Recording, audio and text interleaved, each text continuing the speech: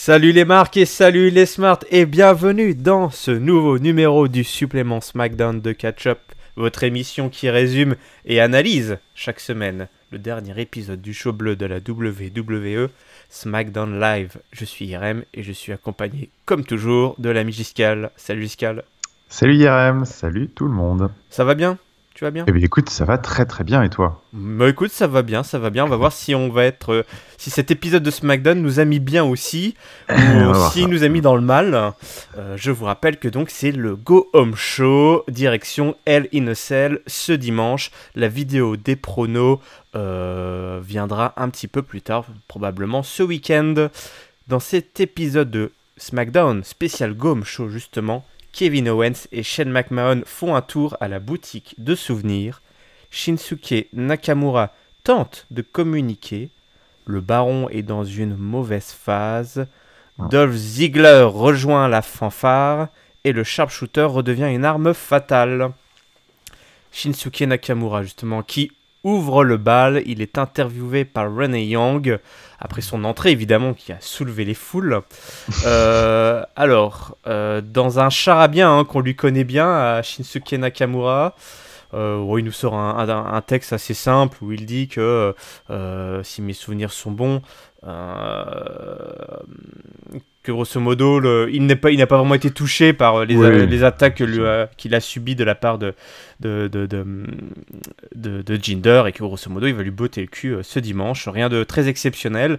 Il est justement interrompu, cette interview in-ring est interrompue par les frangins, les Singh Brothers, qui annoncent l'entrée du champion, toujours à leur habitude, où ils font très bien leur entrée, ils maîtrisent très bien leur job.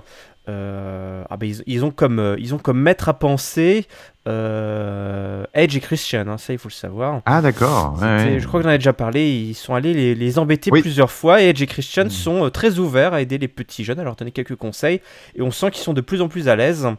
Rassurez-vous, tout n'est pas positif, évidemment, dans cette séquence.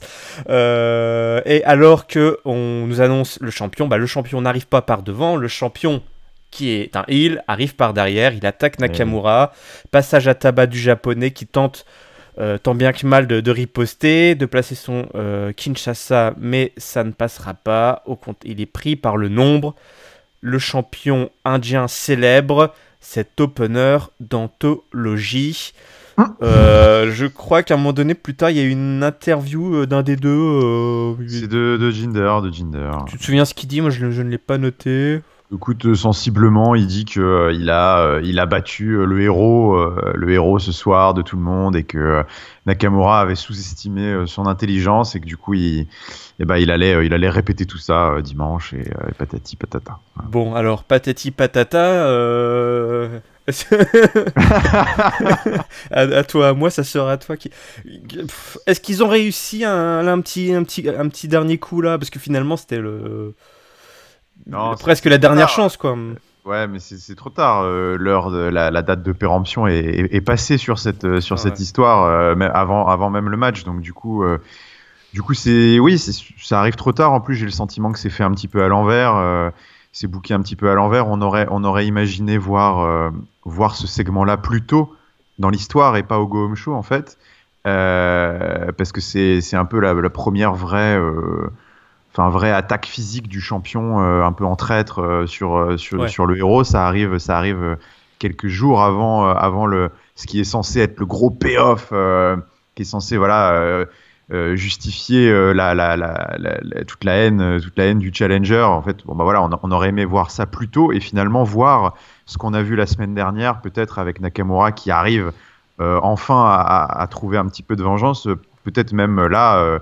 Du coup, au Go Home Show. Pour moi, je trouve que c'est booké à l'envers, parce que là, on se retrouve avec finalement des semaines et des semaines d'un Nakamura qui s'en foutait de se faire copieusement agresser, et puis qui finalement se fait même avoir comme un troufion la veille du pay-per-view.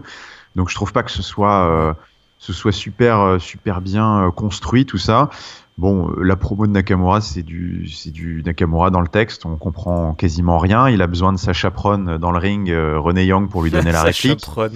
Et puis, il s'était transformé un peu en en machine à proverbes chinois. Là, j'avais l'impression que c'était un petit cookie Ouais, chinois. Sticks and Stones. Ouais, alors Sticks and Stones may break my bones, je sais pas quoi. Et puis il nous a sorti un autre juste après, je me souviens plus. Enfin, c'était le mec répondait par proverbe. Tu te disais, c'est comme les petits biscuits dans les restaurants chinois que tu casses. Et puis d'ailleurs, il s'est fait casser la tronche. Donc voilà, plus cliché, tu pouvais pas faire. Et puis en plus, on comprenait pas. J'ai eu aussi très peur des petits Singh Brothers parce que j'entends tu sais, maintenant ils ont un peu une musique à eux, du coup. Oui, un peu Bollywood et tout machin. Et là, j'ai eu peur. Je me suis dit putain, ils ont changé la musique de Jinder parce que la musique l'entrée de Jinder, c'est un des trucs quand même qui fait que il est quand même pas trop mal. Mais heureusement, non, c'est bon. Donc voilà, bon, écoute, rien à retenir, ça arrive trop tard et je trouve que c'est fait un peu à l'envers. Ouais, effectivement, et puis ça me fera toujours marrer moi que nous jouons encore la petite partition du 3 contre 1 et ça me fait marrer qu'on laisse traîner ça depuis 6 mois quoi. Oui, et puis alors personne ne fait rien. C'est ça. Shen est trop occupé, on le verra un peu plus tard. Daniel Bryan il donne le biberon, puis il change les couches, change le caca. Voilà. Tu parlais d'entrée, effectivement, Nakamura et Jinder Mahal, les deux choses intéressantes peut-être, ce sont les entrées. Et ben il y en a un autre qui justement pense ça de quasiment tout le roster, c'est Dolph Ziggler. Dolph Ziggler qui depuis plusieurs semaines nous fait un petit peu son numéro là. Cette fois-ci c'est suite à une victoire de Bobby Roode qui recatch, ça y est. Il recatch à SmackDown. SmackDown qui, une fois de plus, n'aura pas eu beaucoup de catch cette semaine. Si on a eu 20 minutes de catch à tout casser, c'est déjà pas mal. De lutte entre les cordes, évidemment, j'entends. Une victoire express donc, de Bobby Roode sur Calédonis, qui est de retour lui aussi. Calzedonia, ouais, je sais pas quoi là. Une calzotte, s'il vous plaît, monsieur. Calzenolis. Et donc, interruption de Dolph Ziggler, après la victoire express du Glorious One, qui veut l'aider. Il veut l'aider, Dolph Ziggler, il vient avec des bonnes intentions, il veut aider Bobby Roode a trouvé un nouveau theme song, ou alors il veut faire des démos de theme song. En tout cas, il veut nous montrer qu'il sait créer des génériques d'entrée. Alors il nous fait tout, on a droit à la sirène d'ambulance insupportable, le tambour de fanfare, comment ça s'appelle, Cressel, là, le truc que tu fais tourner là. Oui, je crois que c'est ça, tu as raison. C'est exactement le mot. Mais quand on fait les défilés déguisés du Mardi Gras à l'école, ce genre de choses. Alors, voilà, c'est assez. Les réactions sont absentes, on va dire, dans le public. C'est un silence poli, à part quelques bouts et quelques de temps en temps. Il s'en prend après vraiment directement à Bobby Roode. Il dit après toutes ces années, tu as enfin trouvé un moyen de rejoindre la WWE par la petite porte, backdoor. C'est vrai que Bobby Roode, il l'a toujours dit, il ne l'a jamais caché. Son rêve a toujours été d'aller à la WWE. Il a essayé plusieurs reprises. Il a fait beaucoup les fameux tryouts où les catcheurs viennent faire des tests. Et tous les 3 mois ou tous les mois, je ne sais plus, comme ça, ils font des. C'est un peu comme pour les concours pour rejoindre la fonction publique. C'est le rêve de tout le monde finalement de devenir fonctionnaire. Là, c'est le rêve de tout le monde d'entrer à la WWE. Ceci dit, que tu vois Nakamura, 40 ans à Bobby quand même. Que tu vois Nakamura, c'est effectivement un peu ça. Il est peut-être en mode fonctionnaire là, WWE. 40 ans Bobby Roode, ah ouais, effectivement, il était temps. Beau quarantenaire. Oui, bien bâti. Hell in a Cell, de Ziggler va le montrer à tout le monde ce que Bobby Roode est, c'est-à-dire seulement une entrée et tout ce qu'il sera. Il sera toujours une simple entrée. La chaîne de micro évidemment, une promo assez dure quand même, ce truc là, tu seras toujours qu'une entrée, ça fait assez mal parce que c'est vrai que à l'heure actuelle c'est vrai, donc c'est encore ces petites promos de heel qui touchent du doigt la vérité, même si là la forme était un peu longue et un peu difficile. Et la réponse de Bobby, parce qu'au début il reste un peu comme ça, genre il dit rien, bon, c'est dit putain, les faces, pas trop d'ego, quoi, pas trop d'estime. Non. Et puis finalement il récupère le micro, Bobby, et lui dit écoute, tu m'as demandé ce que je pensais de tes entrées là, mais en fait c'était pas terrible, ça manquait un peu de. Et là il se met en scène et il fait comme ça avec ses mains, il mouline avec ses mains, il mouline pour chauffer la salle, et évidemment Glorious à travers le stade. C'est ainsi que se termine cette petite rivalité, cette petite échange entre les deux. Est-ce qu'ils ont réussi à nous booster un petit peu pour cette rivalité?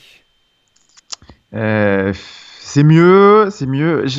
En fait, je garde un peu le sentiment mi-figue, mi-raisin que j'avais la semaine dernière, là, pas trop savoir. En fait, non, je trouve pas que ce soit En fait, je trouve pas que ce soit un excellent segment, mais encore une fois, je saurais pas trop vraiment dire pourquoi, parce que Dolph Ziggler fait une bonne promo, je trouve. C'est intéressant. En fait, à mon avis, je pense que finalement, ce qui me gêne le plus, ouais, après 2 semaines de cette rivalité-là, c'est le manque de répondants de Bobby Roode en fait là-dedans. Il y a deux choses. Il y a ça, il y a le manque de répondants de Bobby Roode. Ziggler fait tout là, ouais. Ouais, et puis le fait que en fait, je comprends. Ok, on en est arrivé, voilà. Dolph Ziggler, il s'est trouvé une tête de Turc, on va dire, oui, pour incarner ce qu'il essayait de démontrer depuis 4 semaines. Mais en fait, pourquoi avoir mis 4 semaines pour arriver à ça, ce qui est au final assez faiblard quand même comme rhétorique et comme argumentaire, et surtout qui n'a pas l'air de faire sourciller Bobby Roode du tout. Donc en fait, je trouve qu'on a un petit peu du mal à se plonger dans cette rivalité, parce que ça a beau être vrai, ce que dit Dolph Ziggler ne réinvente pas le catch. Enfin, la WWE, c'est ça. Et Bobby Roode est là en face, il le regarde. Oui, ok. Il lui fait une pauvre vanne en lui disant que son entrée était horrible, et puis il s'arrête là. Il y a pas, je pourrais pas dire ouais, j'ai vraiment envie de les voir se cogner dessus dimanche. Non, ok, voilà. Bobby Roode, c'est qu'une entrée. Bon.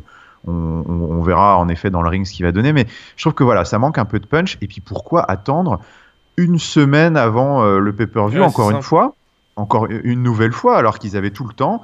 Ils nous ont fait 3 semaines de chienlit avec Dolph Ziggler qui nous faisait ses entrées, pour finalement rentrer dans le vif du sujet 5 jours avant le pay-per-view. Donc je n'ai pas trop compris l'intérêt du truc. Ouais. Bah écoute, ça ressemble pas mal à ce qu'on disait juste avant avec Nakamura et Jinder Mahal, où il y a une mauvaise utilisation du temps là qui leur était alloué en termes de faire monter la sauce et l'intensité. Les autres Zigoto, ils ont fait le truc un peu à l'envers, ça je suis d'accord avec toi. Là, ils ont attendu vraiment le dernier moment pour arriver à une évidence. Donc en plus, comme tout le monde l'attendait, c'était éventé que ça allait être Bobby Roode, il n'y a même pas eu de surprise sur l'opposant. Et c'est vrai que la rivalité n'en est pas arrivée du tout à un point où tu as envie que ça se règle entre les cordes. C'est ça. Dolph Ziggler ayant fait en plus son petit numéro tout seul dans son coin, Bobby Roode, à la manière d'un Nakamura, a pris les coups dans l'ombre, comme tu dis, sans vraiment réagir. Sa réaction est faible. Ouais, c'est ça, réagir, ça l'a... Bon voilà, ça l'a pas touché vraiment plus que ça, donc... Ouais, c'est assez voyons étrange, voir. Voyons voir le match de dimanche, mais bon, écoute, pour l'instant, c'est un peu mou. On va enchaîner avec une autre rivalité qui oppose cette fois-ci Rusev à Randy Orton. Randy Orton qui avait un match ce soir contre Aiden English, comment on dit, le chanteur d'opérette, comment on appelle dans le cirque là, Monsieur Loyal. Monsieur Loyal, d'accord. Voilà, Monsieur Loyal de SmackDown. Alors on se souvient que la dernière fois qu'il s'était opposé, Aiden English avait justement fait preuve d'une petite résistance face à la vipère. Ce soir, il n'en sera rien puisque le match est rapidement expédié d'un RKO. Voilà, on peut pas résister à Randy Orton pendant 10 minutes toutes les semaines. Je retrouve le fil, pardon, excusez-moi. Ensuite, on a... qu'est-ce qui se passe? Rusev... Attends. Ok, Rousseff est dans les parages, visiblement. Ah oui, Rousseff accompagné Aiden English. Voilà, c'est ça. Oui. Il était là. Rousseff était accompagné gentiment Aiden English, puisque Aiden English quand même est devenu son copain. Et après le match, du coup, Rousseff a tenté une attaque un petit peu sournoise, mais Randy Orton l'a fait battre en retraite. Et puis voilà, ça termine comme ça, il n'y avait pas vraiment forcément de nouveautés par rapport à cette rivalité entre les deux zigotos. Giscal, qu'est-ce qu'on pense de tout ça ? Ouais, écoute, c'était un petit moment du show, c'était rapide, c'était efficace. On n'en demande pas beaucoup plus, ça reste une rivalité de mid-card. On a vu Aiden English encore faire son petit numéro dans le ring contre Randy Orton, donc c'est très très bien pour lui. On a vu un super... ça c'est les travaux à côté de chez moi, ça. Oui, on entend. Okay. Oui, alors dans les studios de catch-up, on a grandi forcément. C'est objectif 2020, objectif 2020. On a vu un super beau RKO, donc tout le monde est content. Oui, voilà, c'est un peu le petit segment où tout le monde est content. On a vu un peu Rousseff, on a vu un peu Aiden English, on a vu un beau RKO. La suite dimanche, voilà, ils n'ont pas besoin de beaucoup plus de temps. Moi, ça m'allait, on va dire. J'avais pas de grief particulier sur ce segment. Alors, on enchaîne avec le titre US, le US Title Picture pour être précis. Ce soir, vous savez, c'est la triplette entre le Baron, Ty Dillinger et AJ Styles. Ce soir, on met de côté une fois de plus l'Open Challenge et c'est le Baron qui affronte Ty Dillinger. Ty Dillinger, qui était un petit peu la victime du Baron ces derniers temps, et ben cette fois-ci Ty Dillinger va avoir sa revanche puisqu'il va battre le Baron après un match serré entre les deux. Il le bat, comment il le bat à la fin? Avec un roll-up. Ouais, c'est ça, voilà, un roll-up. Évidemment, le Baron qui était trop occupé à provoquer, il est lazy, le Baron. C'est ça, il est très lazy. Ouais. Donc du coup, il se fait avoir cette fois-ci. Sa fameuse corde à linge où il sort et il rentre dans le ring ne fonctionne même pas. Il a les contrés. Et quand il a tenté la suplex, il s'est fait contrer dans un small package, comme on dit, roll-up pour la victoire. Après le match, AJ Styles apparaît sur le Titantron, il me semble, et il dit au Baron que c'est un gros con, que c'est un jacasse, qu'il gâche ses opportunités à chaque fois, que ce soit contre John Cena ou pour la mallette. Cacher la mallette, et que ce dimanche, dans son match pour le titre US, il n'autorisera pas le Baron à tenter de prendre les fameux shortcuts. On en parlait la semaine dernière en disant que c'était le nouveau mot, c'est le mot de l'année à la WWE. Rendez-vous donc est pris pour ce dimanche. Et il n'y aura pas de triple frite, sauf retournement de situation. Est-ce que finalement c'est... alors, bon, c'est bien de laisser les deux se mettre sur la tronche. Est-ce que c'est pas étonnant finalement de ne pas voir Ty Dillinger se faufiler dans la title picture, notamment suite à cette victoire sur le Baron? Complètement. Encore une fois, le show, je me demande s'il y a un GM ou un commissionnaire dans la place. On a construit quand même ce match et l'histoire, le Go Home Show, on l'a construit pour amener un triple complètement. Complètement. Donc c'est assez incompréhensible qu'il n'y ait pas d'annonce dans la foulée pour inclure Ty Dillinger dans l'histoire. Ça aurait bien chauffé en plus la salle. Ça aurait fait plaisir. Ça avait du sens par rapport à tout ce qui se passait depuis 4 semaines parce que je trouvais qu'ils avaient une dynamique qui marchait pas mal tous les trois. Ty Dillinger fonctionne plutôt bien dans le ring avec le Baron sur des petits exercices comme ça assez courts. Je trouve qu'ils ont deux styles très compatibles, surtout avec une foule là à Denver qui marchait pas trop mal pour eux.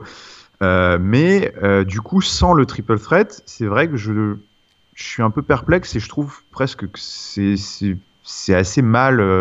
Enfin, s'il n'y a pas de triple threat au bout, c'est assez mal raconté parce que au final, déjà rien ne justifie que Baron Corbin puisse être toujours légitime dans cette affaire. Il perd juste avant le pay-per-view, donc ça pour moi c'est un très très mauvais call des bookers, et ce sera pas le seul ce soir, donc on pourra en reparler. Mais pour moi ça n'a finalement que peu de sens, parce que qu'est-ce qu'on essaye de nous raconter, et ce que AJ Styles a retranscrit après derrière dans sa promo, c'est vrai que Baron Corbin est dans une sale passe. Qu'est-ce que du coup pour moi c'est pas une histoire qui est très efficace quand on arrive dans un pay-per-view, un heel soi-disant qui fait son fonds de commerce, qui fait son argent sur martyriser les gentils, être dominant dans la triche, casser la tronche et agacer le public et tout. Finalement, ça fait quoi ? Ça fait 3 semaines qu'on le voit un peu se faire ridiculiser et perdre et encore perdre. Et puis là, du coup, le champion arrive face très fort au pay-per-view. C'est pas vraiment comme ça qu'on imagine une histoire un peu avec le Baron ou avec AJ Styles. Alors, qu'est-ce qu'ils essayent de nous faire croire pour dimanche ? J'avoue que je suis un peu paumé, parce que pour moi, ça n'a pas beaucoup de sens. Donc voilà, à moins qu'il rajoute Tye Dillinger. Et encore, je trouve que c'était pas vraiment le bon plan de faire perdre le Baron encore une fois comme ça. Donc voilà, un peu perplexe aussi sur ce segment. Je te rejoins, effectivement. C'est vraiment bizarre. C'est des rivalités, on va dire, secondaires. C'est une des rivalités qui étaient les plus intéressantes à suivre. Ouais. C'était plutôt bien écrit, avec une bonne dynamique. Et pour une fois qu'ils arrivent vraiment à faire ça de façon très organique, arriver à un triple threat de façon très organique, c'est pas toujours évident. Des fois, c'est un peu forcé. Ils s'en privent. Alors bon, pourquoi pas, c'est un choix, mais du coup, effectivement, l'emphase, la rivalité entre le match-up, on va dire, entre AJ Styles et le Baron est pas au top, quoi. Il perd de sa superbe, quoi, le match. La balance est vraiment déséquilibrée. En plus, comme on les voit pas catcher, on les voit pas affronter d'autres catcheurs, c'est de l'entre-soi là pendant 6 semaines. C'est difficile d'être chauffé, quoi, parce que tu les vois là, il y en a un coup ils s'envoient une petite vidéo ou ils sont en commentaire, mais bon, ça monte pas pour autant, donc assez étrange. Et effectivement, le Baron qui perd, qui passe vraiment pour un gros loser depuis SummerSlam là, on se demande où ils veulent en venir. Voilà, si c'est pour nous avoir par surprise une fois de plus ce dimanche. Bon. Ouais, mais bon, faut voir, encore une fois, tout dépend un peu des matchs de pay-per-view. Ouais. Bon, on enchaîne avec l'autre porteur ou porteuse de mallette. Cette fois, elle l'a toujours. C'est Carmella. Ce soir, elle a un match avec Natalya qui les oppose à Charlotte et Becky Lynch. Donc la top card de la division féminine est de retour entre les cordes. Donc c'est un match, un 2v2, évidemment.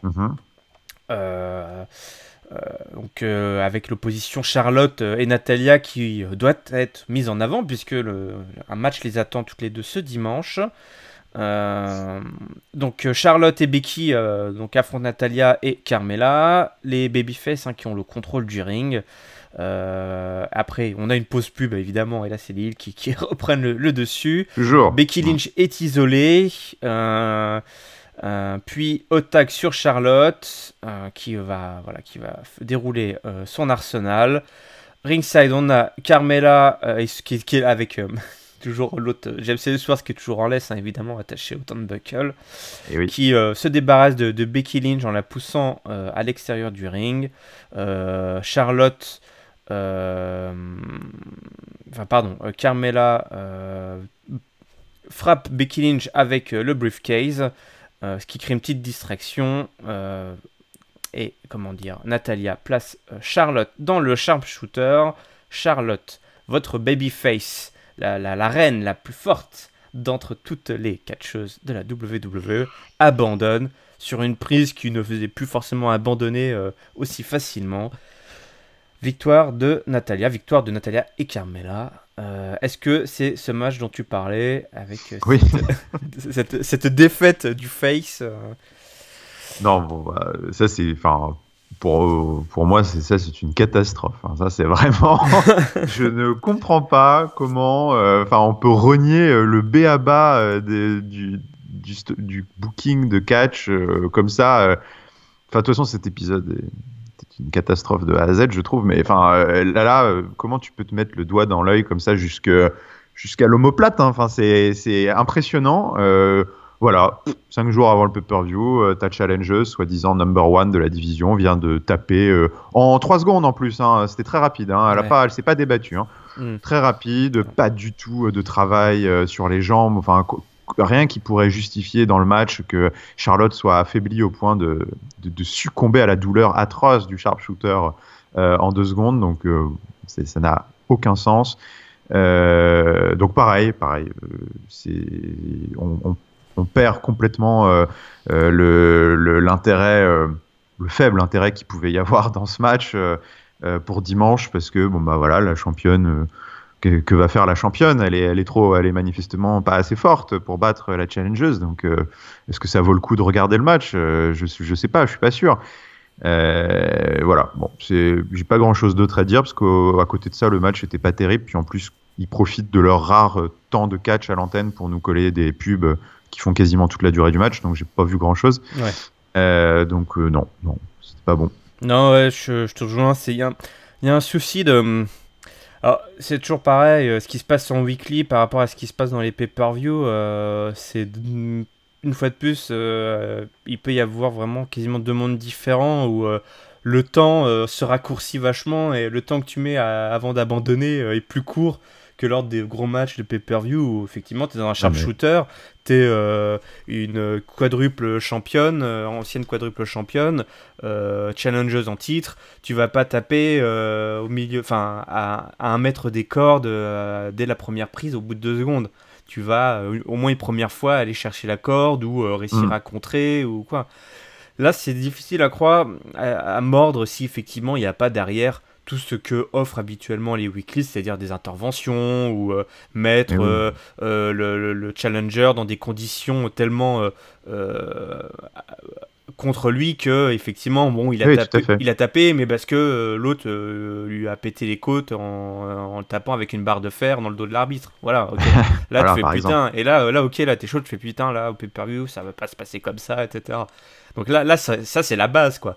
Là faire abandonner, et c'est pas la première ni malheureusement la dernière fois qu'on en parle, hein. Je sais qu'à Raw aussi on a parfois ce genre de choses où effectivement on se retrouve avec des babyface qui tapent très rapidement là où ils devraient pas quoi. Donc c'est vrai qu'il y a une mauvaise construction une fois de plus dans ce.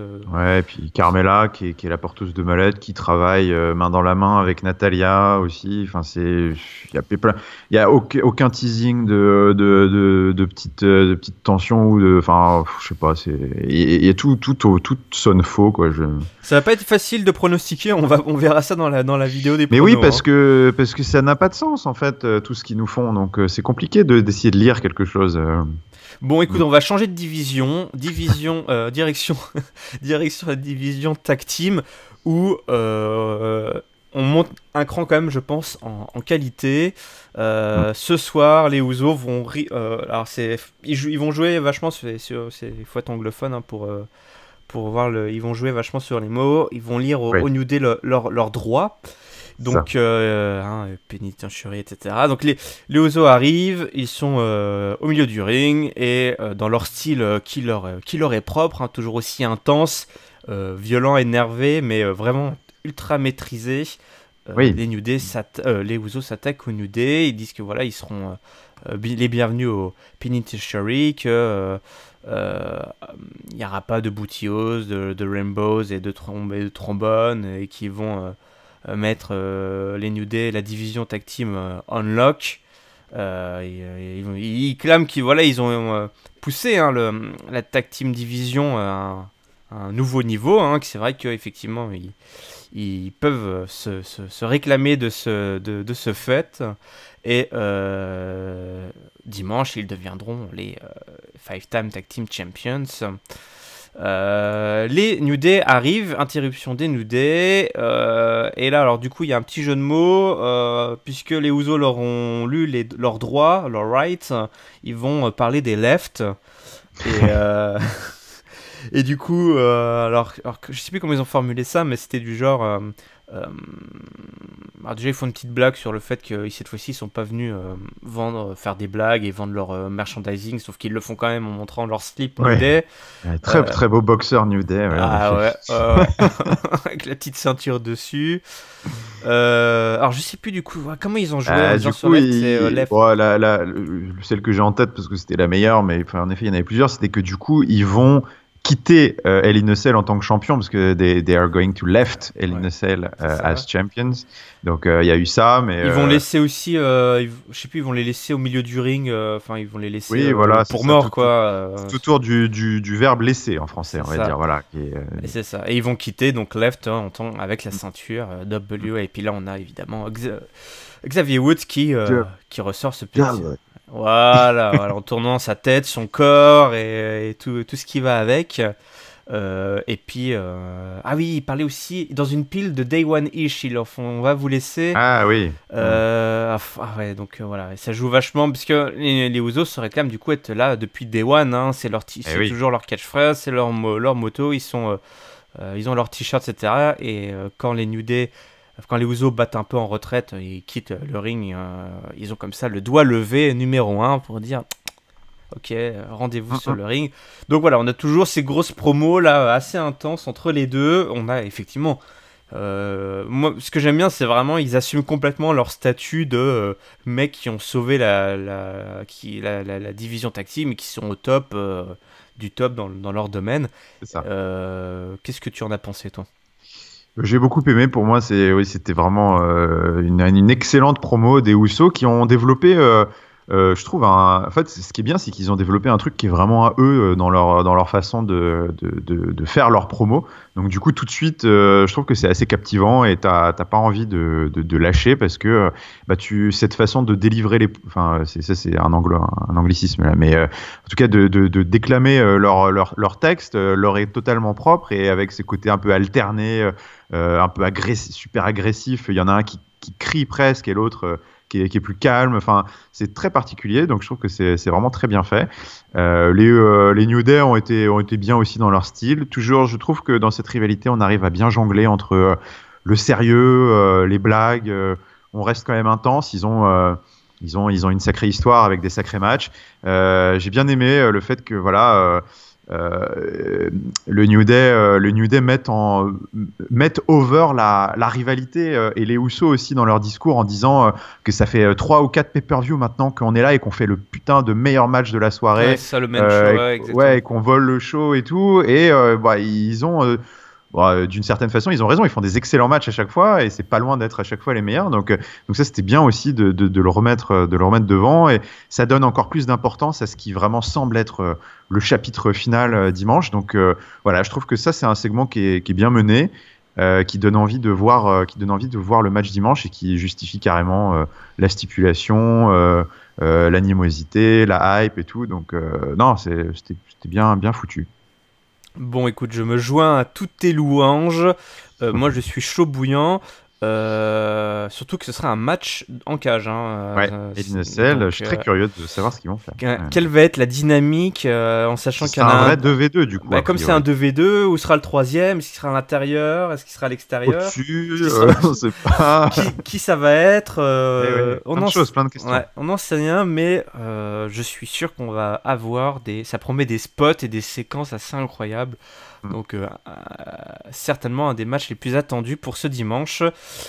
Le deuxième match, si ce n'est le premier match le plus attendu, en tout cas celui qui a droit à un traitement hollywoodien, c'est évidemment la rivalité première de SmackDown qui oppose Kevin Owens qui a snappé, qui a pété un câble, et l'ancien GM, puisqu'effectivement on parlait tout à l'heure, il n'y a officiellement pas de GM à SmackDown, il n'a pas été remplacé, il me semble. L'ancien GM. Alors, il est je sais pas, comment ça, GM, c'est toujours Daniel Bryan? L'ancien commissionnaire, pardon. Ah oui, bah, je sais pas il est toujours, il est pas toujours commissionnaire ou il a été démis? Il a été démis de ses fonctions. Hein. Ah bon? Bah, pour pouvoir justement catcher et ne plus. Ah oui, ok, d'accord. Ne plus justement d'accord. que Kevin Owens ne puisse pas poursuivre, même s'il a arrêté, il a abandonné toute forme de poursuite, et que maintenant ça se règle entre les cordes, mais pas que, puisque là il va falloir s'accrocher. On va nous vendre une stipulation assez infernale. Alors, on va revenir sur ce qui s'est passé exactement. Alors, on a une promo de Shane qui va rapidement arriver là où il veut en venir, puisqu'il dit qu'il va changer les règles. Hein, voilà. Dans ma tête, je me suis dit, ok, c'est le mec qui est un peu, il est plus commissionnaire, mais bon, il change les règles au dernier moment. C'est un peu bizarre.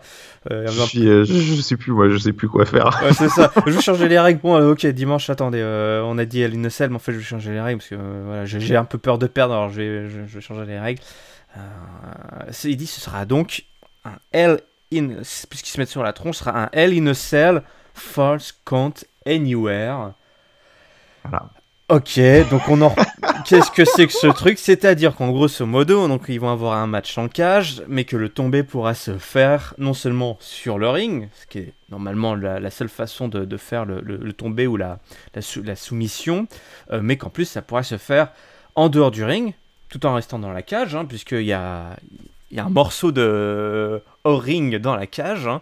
Mais ça pourra se faire aussi à l'extérieur de la cage, en haut de la cage, dans un hélicoptère s'ils veulent, il n'y a pas de problème. Mais voilà, donc une stipulation qui fait évidemment rire pas mal de monde et qui est un petit peu what the fuck. Oui, légèrement, ouais. Puisque, alors, est-ce qu'il joue avec le fait, est-ce que c'est une blague, toi, du méta, genre, ok, on sait qu'à chaque fois qu'on fait un Hell in a Cell, ça se finit toujours à l'extérieur, et du coup, là, on désamorce le truc. Non, mais oui, c'est ça, mais tu peux pas dire ça à l'écran, c'est pas possible. Surtout avec l'intensité, en fait, vraiment, genre là, et ce sera un match en cage où on pourra faire des tombées à l'extérieur, et là, les gens sont... Ouais, on est chaud. Ok. Non mais, voilà. De toute façon, cet épisode de A à Z, je n'ai rien compris. Alors, surtout que ça a été construit une fois de plus à l'envers, puisque en fait toute la séquence qui va suivre, qui était très longue, aurait pu conduire à cette stipulation qui est rajoutée. Exactement, tu as complètement raison de rappeler ça, puisque encore une fois, c'est fait à l'envers, puisque on place une stipulation et on vient la justifier après. Après. Alors justement, je vais dire ce qui s'est passé, puis après on va pouvoir débattre de tout ça. Donc, Kevin Owens, la voix de Kevin Owens retentit des gradins. Il est là, il est tout en haut. Il mime de rejoindre le ring avant de se raviser. Et Shane le traite de lâche, de coward. Et il va chercher lui-même. Et c'est un piège, puisqu'arrivé en haut des escaliers, passage à tabac de Kevin Owens qui l'attendait. Et là, passage à tabac à la buvette. Hein. Rendez-vous à la buvette, comme dans les anciens bals au village. Hein. On se donne rendez-vous à la buvette pour se battre. Après avoir mangé quelques t-shirts hors de prix. Alors j'avais lu que à un moment, ils se sont retrouvés... Shane finit à travers la boutique de souvenirs, en fait. Hein. Ils sont devant... Il y a toujours cette séquence où, en fait, ils ont barricadé... oui, c'est toujours très drôle, ça. Mis un cordon sanitaire, cordon sanitaire autour d'une boutique de souvenirs, et t'as une foule de plusieurs centaines de personnes de part et d'autre qui ont bien vu qu'il allait se passer quelque chose, qui ont quitté leur siège pour voir ce qui allait se passer. Donc voilà, et puis t'as les mecs et les vendeurs qui sont toujours là en se disant mais qu'est-ce qui se passe, je comprends pas. Bonjour Monsieur Owens, vous voulez acheter un petit t-shirt bleu, s'il vous plaît. C'est ça. Alors on prend la carte seulement à partir de $30. Hein. Et donc powerbomb, Shane finit en powerbombé difficilement, hein, un peu en mode sandbag là. Un peu sandbag. Kevin Owens qui a eu, Kevin Owens et Shane McMahon qui ont eu du mal, mais ils ont réussi quand même à placer la powerbomb et à péter la table. Il y avait probablement un t-shirt de Sami Zayn. Je suis sûr il a choisi là où il y avait le t-shirt de Sami Zayn, là où il a powerbombé l'ancien commissionnaire. Donc Kevin Owens rejoint le ring, ça a pris beaucoup de temps, hein. Rejoint le ring, il déclare qu'avec cette nouvelle stipulation, dont il est d'accord avec. Il dit, pour une fois, je suis d'accord avec Shane McMahon. Cette stipulation-là tombe à pic. Bah oui, effectivement, vu ce qui vient de sa passion, on peut comprendre, d'accord. Maintenant, oui, ok. Shane, pour une fois, je suis d'accord avec toi. Il veut pouvoir battre Shane sur le ring, en dehors du ring, dans la cage, en dehors de la cage. C'est vraiment construit à l'envers. Il va lui arracher la chair sur le grillage et le pouvoir bomber jusqu'à ce qu'il en oublie le nom de ses gosses. Voilà, cette agressivité mentale, psychologique de notre Kevin Snap Owens. Et pas d'inquiétude sur le fait que Shane saute du haut de la cage, puisque Kevin Owens s'en chargera de toute façon. Grosso modo, il va le balancer, et que cette fois-ci, il ne s'en relèvera pas, puisque à chaque fois, il s'en relève, c'est vrai. Il survit au crash d'hélicoptère, il survit au saut de cage encore plus haut que celle de Mick Foley. Mais Shane est de retour. Alors là, on va très loin dans le... On rappelle quand même que Shane est le seul mec à s'être relevé. Alors il y a peut-être, excepté peut-être Brock Lesnar, à s'être relevé du spear de Roman Reigns. Souvenez-vous, c'était au Survivor Series. Alors on pense qu'il s'est relevé, il était dans un état second quand il s'était relevé du spear. Mais bon, ok, on a bien compris que Shane, il est incassable. Donc Shane est de retour, il descend péniblement les escaliers sous les twerks d'une spectatrice avinée. Alors il faut voir ça, c'est d'un ridicule. C'est d'un ridicule. Donc en fait, il descend et t'as une fille qui est là, qui a son smartphone et qui twerk. Que fait la sécurité? Que fait la sécurité? Que fait le respect de l'être humain et le respect quand même aussi des... Enfin, je sais pas, on est dans une... Ouais, c'est comme ça maintenant, génération, il faut se voler le show, les spectateurs veulent le spectacle, mais là, je sais pas, ta chaîne qui est là en mode, je descends, je me suis mangé et tout, je veux montrer que je suis... c'est un moment censé être intense, c'est bien que ça... c'est bien quand ça déraille, mais là, c'était juste ridicule, bref. Ah oui, non, je pense qu'elle a pas dû avoir l'occasion de voir 205 Live dans la foule, elle a dû se faire sortir, je pense.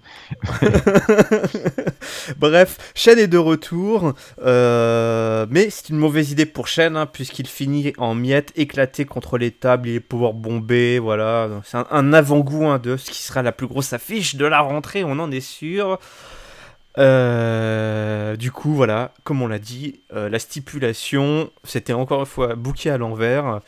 Je rajouterais quand même qu'on a eu droit à un putain de package vidéo juste avant cette séquence qui a duré genre 5 minutes en mode hollywoodien pour nous rappeler toute la rivalité. On sent, c'est la tête d'affiche de ce dimanche. C'était magnifique ce package. Avec de la musique. À un moment, des musiques, on aurait cru Interstellar. J'étais là, j'en pouvais plus. Je suis allé écouter la BO d'Interstellar en me disant, mais oui, c'est la même musique et tout. Enfin, il y avait vraiment. Ils ont mis tous les moyens. Bon. Qu'est-ce que tu as pensé de toute cette séquence, mon ami Giscal?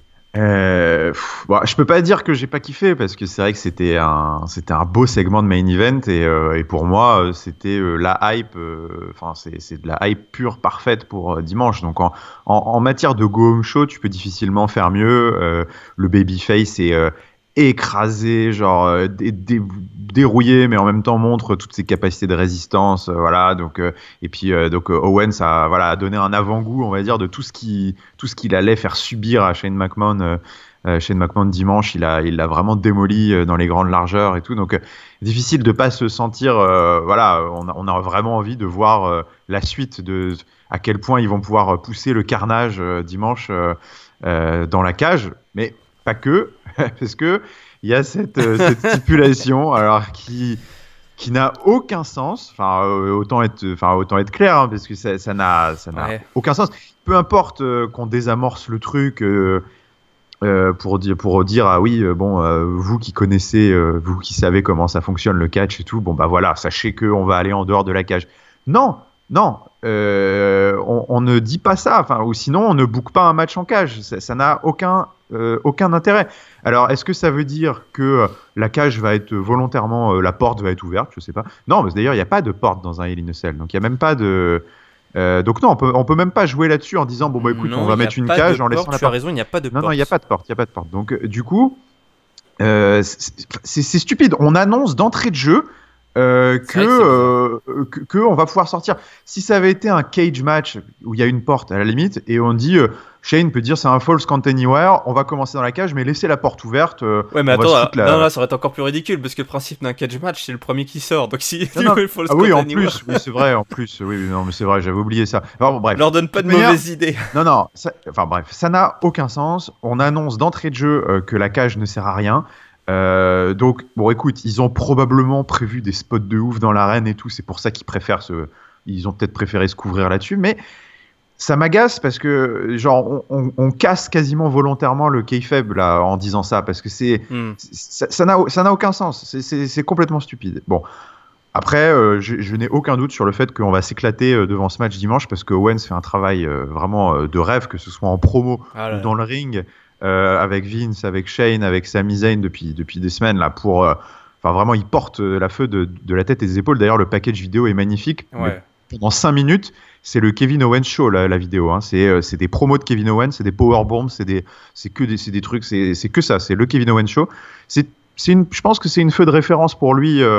Pas vis-à-vis du public, mais dans sa carrière à la WWE, je pense qu'il a eu vraiment, en termes de carte blanche et de confiance, on lui a vraiment laissé les clés du camion sur cette rivalité. Et je pense que voilà, il a marqué énormément de points et le match de dimanche sera un peu la cerise sur le gâteau. J'ai confiance dans le fait que ça va être un gros truc. Donc bon, je suis content pour Kevin Owens, mais j'arrive pas à me relever de cette stipulation.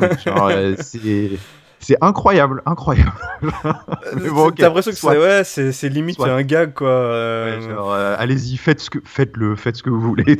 C'est vrai que moi en plus, c'est vrai que t'as raison. Enfin, l'histoire de la porte, je sais pas pourquoi je m'étais mis en tête que oh mais c'est bon, comme il y a une porte, c'est vrai que bon, mais c'est vrai qu'il y a pas de porte. Donc, enfin déjà les mecs. Donc ça veut dire qu'à un moment ils vont nous péter la grille. Ils vont faire comme je sais pas comment ils vont faire, mais ils vont trouver un moyen. Parce qu'il y a un toit sur Hell. Il y a un toit, enfin voilà, pas remonter la grille ou la découper ou. Ou alors Shane McMahon va dire à un moment à l'arbitre remontez la grille. Peut-être que tu peux sur demande. Bon voilà, en tout cas, c'est la rivalité de ce dimanche. On arrive au mot de la fin. Ton top, ton flop et ta note, s'il te plaît, Giscal. Allez. Mon top, écoute, mon top, c'était la promo de Kevin Owens. J'ai trouvé encore une fois cette semaine. Il vend le match et quasiment il vend le pay-per-view à lui tout seul parce que derrière ça se bouscule pas. Et encore une fois cette promo je vais te balancer du haut de la cage, je vais te faire oublier le nom de tes enfants et tout. Enfin, il a pété un câble, il est absolument hors de contrôle et j'ai adoré encore une fois sa prestation, donc je vais lui donner mon top. Et mon flop, il y en avait un beau paquet cette semaine, mais c'est sans conteste de très très loin. Charlotte qui tape sur le sharpshooter de Natalia. Alors là, au secours. Hein. Non mais on renie. Parce que je sais pas, on a filé la feuille à un singe et il a écrit le script de cette semaine. Je sais pas. Et puis la note. Pour moi, c'était de mémoire récente le pire Go Home Show que j'ai vu d'un point de vue. S'il y avait pas les deux matchs Hell in a Cell, parce qu'au final, c'est les deux seuls qui ont été vendus. Oui. C'est vrai que c'est peut-être pas. Enfin, je sais pas si c'est pas le hasard, mais effectivement, on se retrouve avec les deux rivalités les mieux construites sont celles qui se retrouvent en cage. Ouais. Et reste, très honnêtement, il y a rien. Je peux pas dire qu'il y a aucune autre rivalité qui m'intéresse, mais en tout cas, si je me place d'un point de vue de Go Home Show, le pay-per-view est dimanche. Clairement, si j'ai autre chose à faire, peut-être je le regarderai en replay, tu vois, si je me mets à la place d'un Américain. Donc non, je vais mettre 1,5. J'ai vraiment trouvé que c'était vraiment une mauvaise émission avec les 3 premiers quarts d'heure, mais horrible. Vraiment, la première moitié de l'émission, horrible. Ouais. Bon, écoute, moi, mon top, je le donne aux Usos pour leur promo toujours aussi intense. Mon flop, je le donne à Bobby Roode parce que franchement, on l'a pas vu depuis 3 semaines et là, c'était quand même l'occasion de montrer un peu plus d'intensité. Service minimum. Voilà, trop service minimum pour moi. Tu peux pas faire ça. Et ma note, alors je suis un peu moins sévère que toi. J'ai mis 2. Allez, je mets 2. J'avais mis 2,25, mais en fait, c'est vrai que, en fait, à part les promos des frangins et la promo de, enfin, la séquence finale, il y a rien, quoi. Donc, et je suis d'accord avec toi, il y a trop d'incohérences, trop de mauvaises décisions et trop peu de hype. Si on le note en mode gomme show, ouais. 2,25 si c'était pas un gomme show et 2, c'est un gomme show et encore. Ça, je me mets en mode, voilà, pour moi c'est le gomme show de Hell in a Cell, je juge voilà, comme un gomme show, ça a une fonction, une mission, et là, elle n'était pas remplie. Catch-up, le Catch-up, c'est votre podcast qui résume analyse toutes les semaines les shows de la WWE. Nous, c'était SmackDown. On analyse également Raw. L'analyse de Hell in a Cell, ce sera pour après ce week-end. D'ici là. Il peut pas être avant. Hein. Si on bookait nos podcasts comme ils bookent les stipulations à WWE, on pourrait le faire dans l'autre sens. On va vous balancer également nos pronostics d'ici là. Vous pouvez nous retrouver sur YouTube pour la vidéo, sur iTunes, PodCloud et toutes les plateformes de podcast pour la version audio. Et vous abonner et ne manquez comme ça aucun épisode. Ça tombe directement dans vos cages à miel. lescahierduscatch.com pour retrouver la plume de certains de nos chroniqueurs. Twitter, Facebook, c'est Catch-up CDC évidemment. Commentez, dites-nous, partagez quel est votre top, quel est votre flop, quelle est votre note. Est-ce que vous êtes hypé? Est-ce que vous êtes hypé là pour Hell in a Cell? Nous on est hypé pour 2 matchs sur 8. C'est pas beaucoup quand même, non? Alors, est-ce que vous êtes hypé pour d'autres matchs? Qu'est-ce que vous attendez de ce Hell in a Cell? Qu'est-ce que vous avez pensé de ce gomme show? Qu'est-ce que vous avez mangé ce midi? Dites-nous tout. Oui, c'est vrai que c'est intéressant. Ça. Oui, oui. Ça peut être plus intéressant que pas mal de segments. S'ils pouvaient finalement, on devrait nous remettre des séquences de bouffe comme ils faisaient avant. Ils nous ont encore mytho sur la Fashion Police. Ils nous ont mis encore une quenelle pour la Fashion Police. Non, mais ça commence à me gonfler, ça. Hein. Bon, apparemment, ils seront à Hell in a Cell. Ouais, d'accord. Ouais, bon, on n'y croit plus. Hein. Je croirai quand je les verrai. Giscal, encore merci pour ta présence et ton analyse. Hein, toujours au top du top du top. Merci Irem pour ta présentation et ton analyse au top du top du top. Ah, t'es trop gentil. Bon, allez, rendez-vous la prochaine fois. Salut! Salut tout le monde.